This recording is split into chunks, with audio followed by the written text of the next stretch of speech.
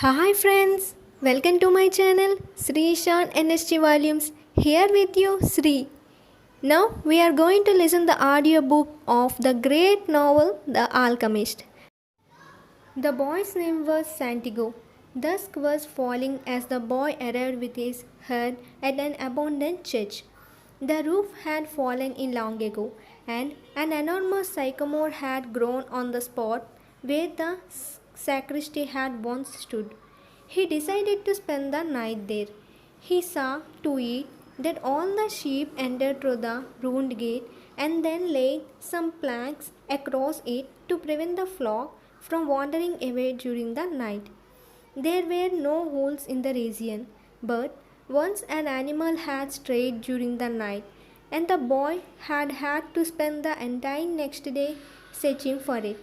He swept the floor with his jacket and lay down, using the book he had just finished reading as a pillow. He told himself that he would have to start reading thicker books. They lasted longer and made more comfortable pillows. It was still dark when he awoke, and looking up, he could see the stars through the half destroyed roof.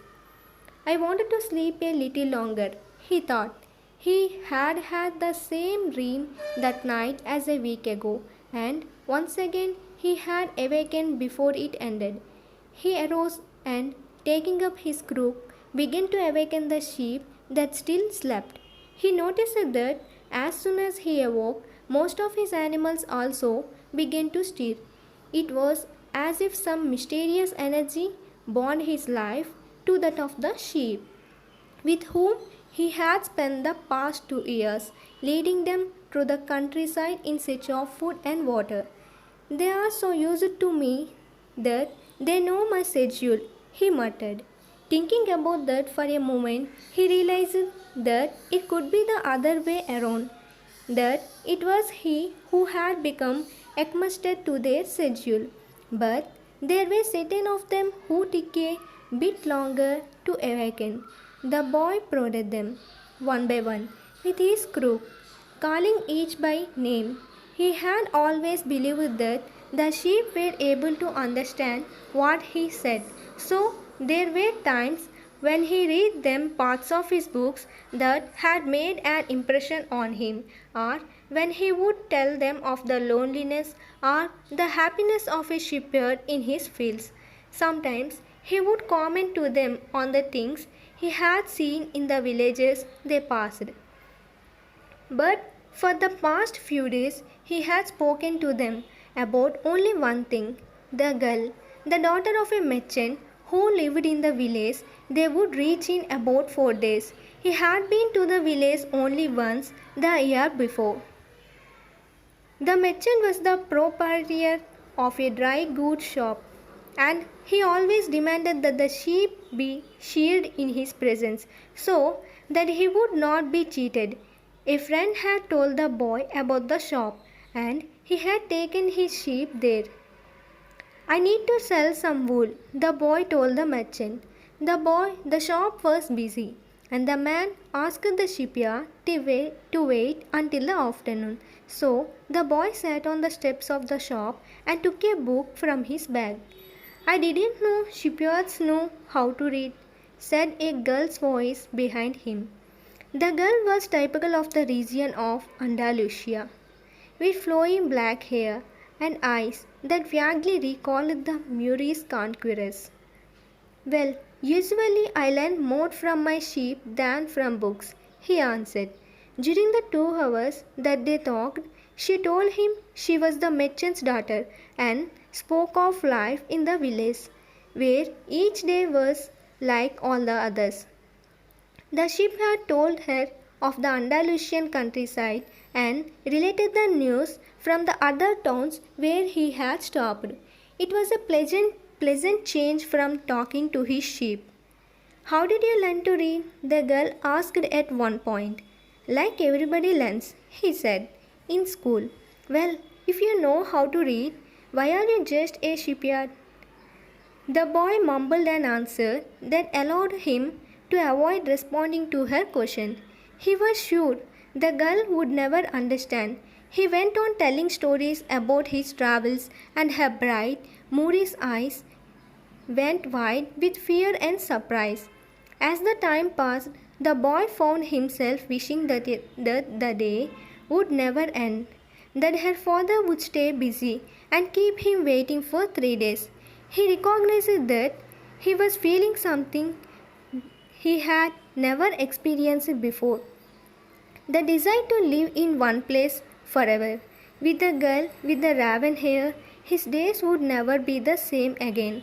But finally, the merchant appeared and asked the boy to shear 4 sheep. He paid for the wool and asked the shipyard to come back the following year.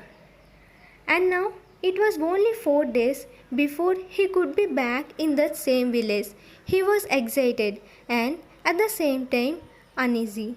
Maybe the girl had already forgotten him. Lots of shipyards passed through, shelling their wool. It doesn't matter, he said to his sheep. I know other girls in other places, but in his heart he knew that it did matter. And he knew that shipyards, like seamen and like traveling salesmen, always found a town where there was someone who could make them forget the joys of carefree wandering.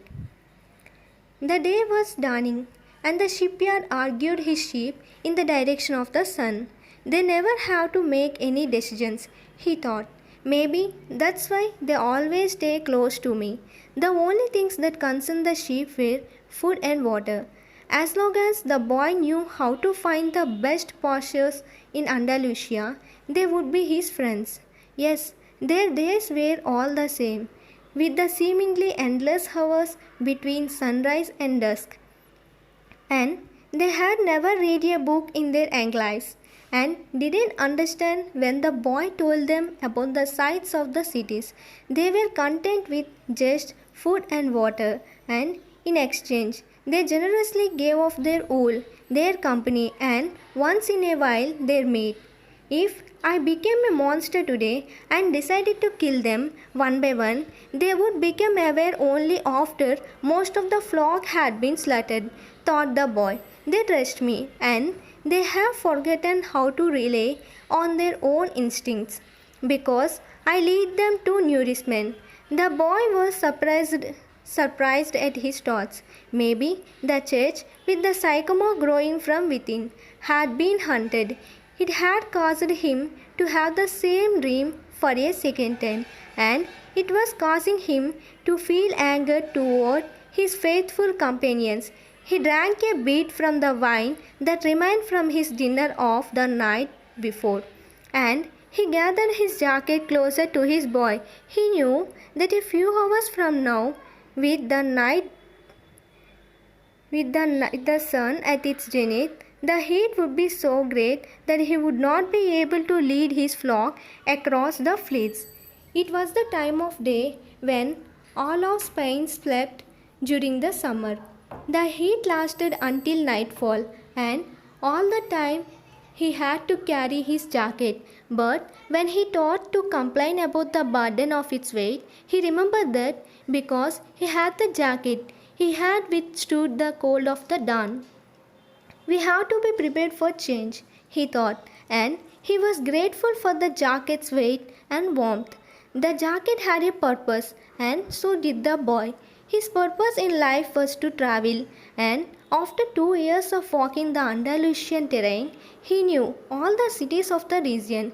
He was planning on this visit to explain to the girl how it was that a simple shipyard knew how to read. That he had attended a seminary until he was 16. His parents had wanted him to become a priest and thereby a source of pride for a simple farm family. They worked hard just to have food and water, like the sheep. He had studied Latin, Spanish, and theology, but ever since he had been a child, he had wanted to know the world, and this was much more important to him than knowing God and learning about man's sins. One afternoon, on a visit to his family, he had summoned up the courage to tell his father that he didn't want to become a priest, that he wanted to travel. People from all over the world have passed through this village, son, said his father. They came in search of new things, but when they leave, they are basically the same people they were when they arrived. They climbed the mountains to see the castle, and they wind up thinking that the past was better than what we have now. They have blonde hair or dark skin, but basically they are the same as the people who live right here. But I would like to see the castles in the towns where they live, the boy explained. Those people, when they see our land, say that they would like to live here forever. His father continued. Well, I would like to see their land and see how they live, said his son. The people who come here have a lot of money to spend, so they can afford to travel, his father said. Amongst us, the only ones who travel are the shipyards. Well, then I will be a shipyard. His father said no more. The next day, he gave his son a pouch that held 3 ancient Spanish gold coins. I found these one day in the fields. I wanted them to be a part of your inheritance, but use them to buy your flock. Take to the fields, and someday you will learn that our countryside is the best, and our women are the most beautiful. And he gave the boy his blessing. The boy could see in his father's gaze a desire to be able himself to travel the world, a desire that was still alive.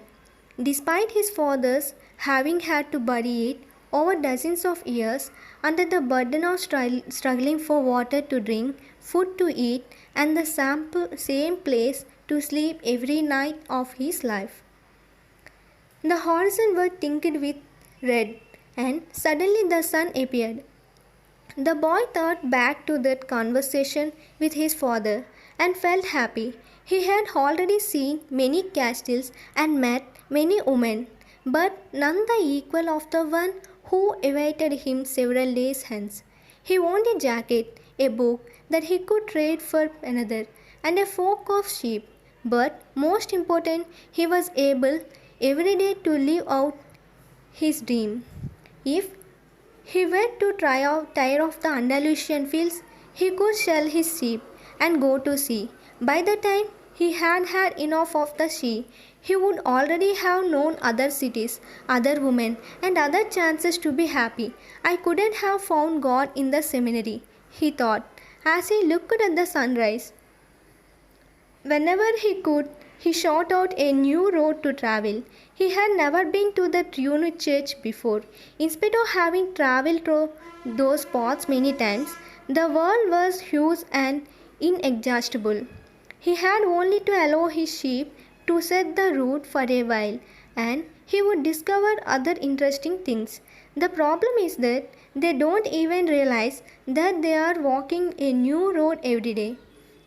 They don't see that the fields are new and the seasons change. All they think about is food and water. Maybe we are all that way, the boy mused. Even me, I haven't thought of other women since I met the merchant's daughter. Looking at the sun, he calculated that he would reach Tarifa before midday. There, he could exchange his book for a thicker one, fill his wine bottle, save, and have a haircut. He had to prepare himself for his meeting with the girl, and he didn't want to think about the possibility that some other shipyard with a larger flock of sheep had arrived there before him and asked for her hand. It is the possibility of having a dream come true that makes life interesting, he thought. As he looked again at the position of the sun and hurried his pace, he had suddenly remembered that in Tarifa there was an old woman who interpreted dreams. The old woman led the boy to a room at the back of her house. It was separated from her living room by a curtain of colored beads. The room's furnishings consisted of a table and an image of the Sacred Heart of Jesus and 2 chairs. The woman sat down and told him to be seated as well. Then she took both of his hands in hers and began quietly to pray. It sounded like a gypsy prayer. The boy had already had experience on the road with gypsies. They also traveled, but they had no flocks of sheep. People said that gypsies spend their lives tricking others. It was also said that they had a pact with the devil and that they kidnapped children and taking them away to their mysterious camps, made them their slaves. As a child, the boy had always been frightened to death that he would be captured by gypsies, and this childhood fear returned when the old woman took his hands in hers.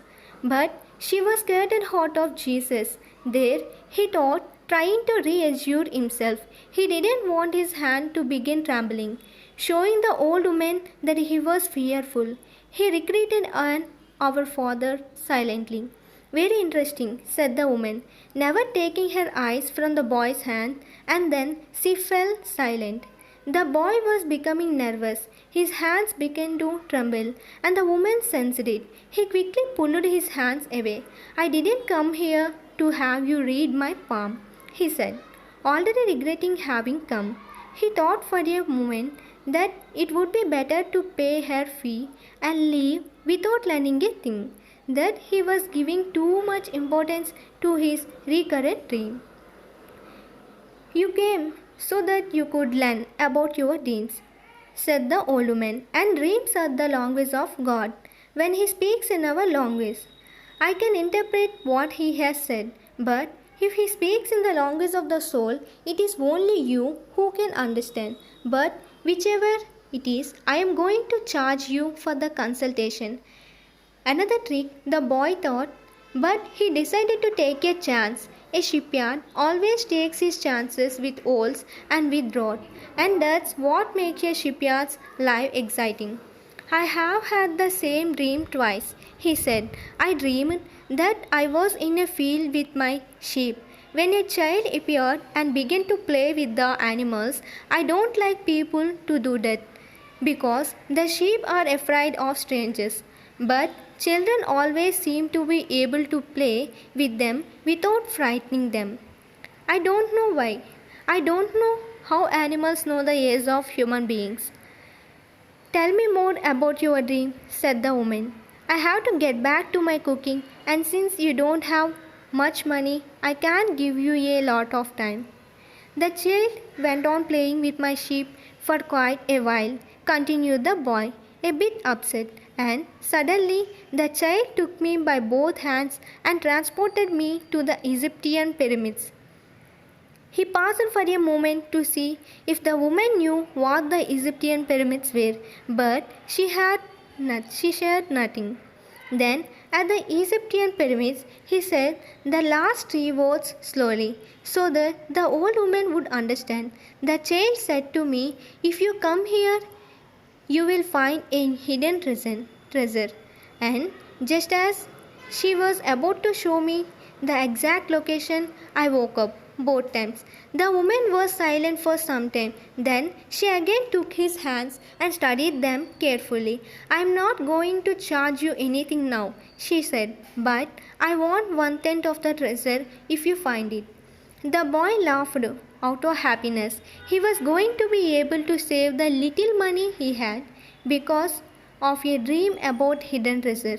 Well, interpret the dream, he said. First, swear to me. Swear that you will give me 1/10 of your treasure in exchange for what I am going to tell you. The shipyard swore that he would. The old woman asked him to swear again, while looking at the image of the scared heart of Jesus. It is a dream in the language of the world, she said. I can interpret it, but the interpretation is very difficult. That's why I feel that I deserve a part of what you find. And this is my interpretation. You must go to the pyramids in Egypt. I have never heard of them, but if it was child who showed them to you, they exist. There you will find a treasure that will make you a rich man. The boy surprised and then irritated. He didn't need to seek out the old woman for this, but then he remembered that he wasn't going to have a have to pay anything. I didn't need to waste my time just for this, he said. I told you that your dream was a difficult one.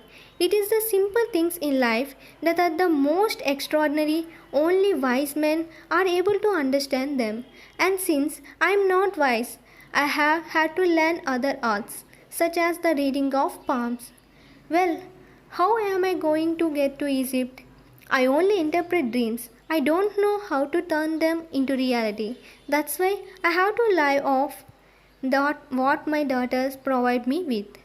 And what if I never get to Egypt? Then I don't get paid. It wouldn't be the first time. And the woman told the boy to leave, saying she had already wasted too much time with him. So the boy was disappointed. He decided that he would never again believe in dreams. He remembered that he had a number of things he had to take care of. He went to the market for something to eat. He traded his book for one that was thicker, and he found a bench in the plaza where he could sample the new wine he had bought. The day was hot and the wine was refreshing. The sheep were at the gates of the city in a stable that belonged to a friend. The boy knew a lot of people in the city. That was what made traveling appeal to him. He always made new friends and he didn't need to spend all of his time with them. When someone sees the same people every day, as had happened with him at the seminary, they wind up becoming a part of that person's life, and then they want the person to change. If someone isn't what others want them to be, the others become angry. Everyone seems to have a clear idea of how other people should lead their lives, but none about his or her own.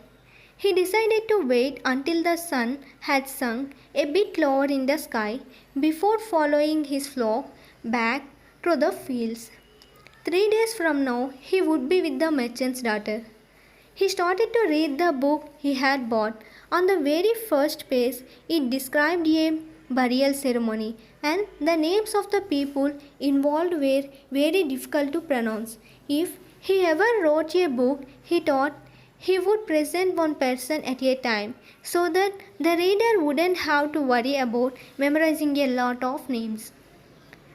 When he was finally able to concentrate on what he was reading, he liked the book better. The burial was on a snowy day, and he welcomed the feeling of being cold. As he read on, an old woman sat down at his side and tried to strike up a conversation. "What are they doing?" the old man asked, pointing at the people in the plaza. "Working," the boy answered dryly, making it look as if he wanted to concentrate on his reading. Actually, he was thinking about shearing his sheep in front of the merchant's daughter so that she could see that he was someone who was capable of doing difficult things. He had already imagined that scene many times. Every time the girl became fascinated when he explained that the sheep had to be sheared from back to front. He also tried to remember some good stories to relate as he sheared the sheep. Most of them he had read in books, but he would tell them as if they were from his personal experience. She would never know the difference because she didn't know how to read. Meanwhile, the old man persisted in his attempt to strike up a conversation. He said that he was tired and thirsty and asked if he might have a sip of the boy's wine. The boy offered his bottle, hoping that the old man would leave him alone. But the old man wanted to talk, and he asked the boy what book he was reading. The boy was tempted to be rude and moved to another bench, but his father had taught him to be respectful of the elderly. So he held out the book to the man for two reasons. First, that he himself wasn't sure how to pronounce the title, and second, that if the old man didn't know how to read, he would probably feel ashamed and decide of his own accord to change benches. Said the old man. looking at all sides of the book as if it were some strange object. This is an important book, but it is really irritating. The boy was shocked. The old man knew how to read and had already read the book, and if the book was irritating, as the old man had said, the boy still had time to change it for another. It is a book that says the same thing almost all the other books in the world say, continued the old man. It describes people's inability to choose their own destinies. And it ends up saying that everyone believes the world's greatest lie. What is the world's greatest lie? The boy asked, completely surprised. It is this that at a certain point in our lives we lose control of what is happening to us and our lives become controlled by fate. That is the world's greatest lie. That is never happened to me, the boy said. They wanted me to be a priest, but I decided to become a shipyard. Much better, said the old man, because you really like to travel. He knew what I was thinking, the boy said to himself. The old man, meanwhile, was leafing through the book without seeming to want to return it at all. The boy noticed that the man's clothing was strange. He looked like an Arab, which was not unusual in those parts. Africa was only a few hours from Tarifa. One had only to cross the narrow straits by boat. Arabs often appeared in the city, shopping and chanting their strange prayers several times a day. Where are you from? The boy asked. From many places. No one can be from many places, the boy said. I am a shipyard and I have been to many places, but I came from only one place, from a city near an ancient castle. That's where I was born. Well, then we could say that I was born in Salim. The boy didn't know where Salim was, but he didn't want to ask, fearing that he would appear ignorant. He looked at the people in the plaza for a while. They were coming and going, and all of them seemed to be very busy. So, what is Salim like? He asked, trying to get some sort of clue. It is like it always has been.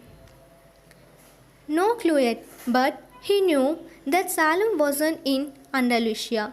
If it were, he would already have heard of it. And what do you do in Salem? He insisted. What do I do in Salem? The old man laughed. Well, I am the king of Salem. People say strange things. The boy thought sometimes it is better to be with the sheep who don't say anything, and better still to be alone with one's books. They tell their incredible stories at the time when you want to hear them. But when you are talking to people, they say some things that are so strange that you don't know how to continue the conversation. My name is Melchizedek, said the old man. How many sheep do you have? Enough, said the boy. He could see that the old man wanted to know more about his life. Well, then we have got a problem. I can't help you if you feel you have got enough sheep. The boy was getting irritated. He wasn't asking for help. It was the old man who had asked for a drink of his wine and had started the conversation. Give me my book, the boy said. I have to go and gather my sheep and get going. Give me 1/10 of your sheep, said the old man, and I will tell you how to find the hidden treasure. The boy remembered his dream, and suddenly everything was clear to him. The old woman hadn't charged him anything, but the old man, maybe he was her husband, was going to find a way to get much more money in exchange for information about something that didn't even exist. The old man was probably a gypsy too. But before the boy could say anything, the old man leaned over, picked up a stick, and began to write in the sand of the plaza. Something bright reflected from his chest with such intensity that the boy was momentarily blinded with a moment that was too quick from someone his age. The man covered whatever it was with his cap. When his vision returned to normal, the boy was able to read what the old man had written in the sand.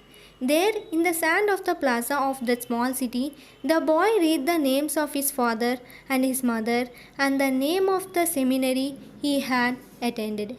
He read the name of merchant's daughter, which he hadn't even known, and he read things he had never told anyone. The remaining book will continue in the next videos. Until then, if you like my video, please like, share and subscribe my channel. Thank you for watching.